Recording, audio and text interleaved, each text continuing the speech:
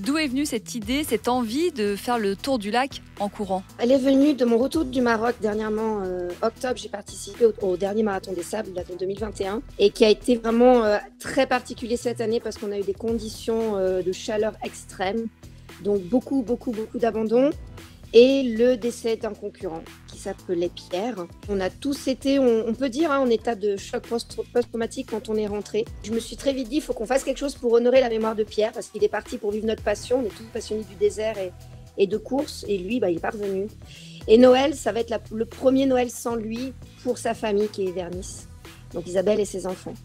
Et voilà, on a mis une cagnotte Litchi en place sur Internet pour donner un petit coup de pouce à sa famille et le défi de faire le tour du lac en courant, parce que c'est ce que je sais faire, de courir, et que j'avais besoin d'honorer la mémoire de Pierre. On ne se connaissait pas personnellement, on s'était parlé, croisés, mais c'était comme un frère du désert. Et c'est vraiment, c'est pas galvaudé ce que je dis, c'est la sensation que l'on a après avoir vécu cette épreuve dans le Sahara. Vous allez courir, mais est-ce que vous serez seul tout le long? J'ai un ami qui prend le départ à Villeneuve. On fait Villeneuve, on commence par la France parce que c'est peut-être Saint-Gingolph-Évian au niveau sécurité par rapport à la route, là où c'est un peu le plus délicat. On va être un peu, au niveau sécurité, on a tout prévu pour se faire signaliser par rapport à la circulation. Mais à partir d'Évian, il y a des bas-côtés, il y a des trottoirs. Et puis après, on a, ci et là, des bénévoles qui se sont dit, OK, pour tel tronçon.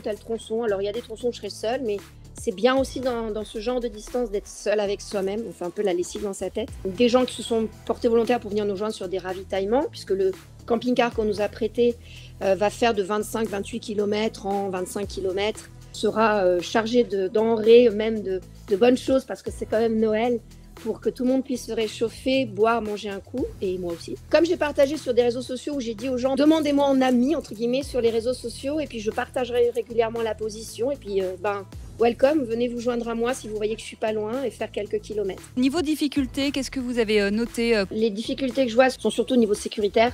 C'est pour ça qu'on commence par la France, pour avoir un peu les idées claires et profiter peut-être d'encore un peu de jour. Mais des difficultés, c'est le terrain en lui-même. Comme je vous disais, des longues distances comme ça, j'en ai fait, mais sur terrain, donc que ce soit dans le désert ou que ce soit en montagne, donc le terrain est moins traumatisant. J'ai jamais couvert une telle distance sur le bitume.